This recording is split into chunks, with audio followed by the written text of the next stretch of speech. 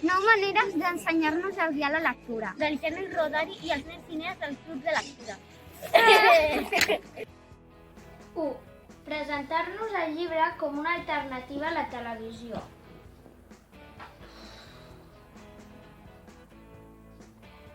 2. Presentar-nos els llibres com una alternativa als còmics.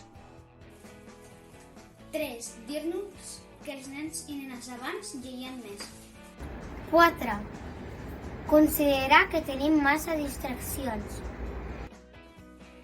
5. Culpar-nos si no ens agrada llegir.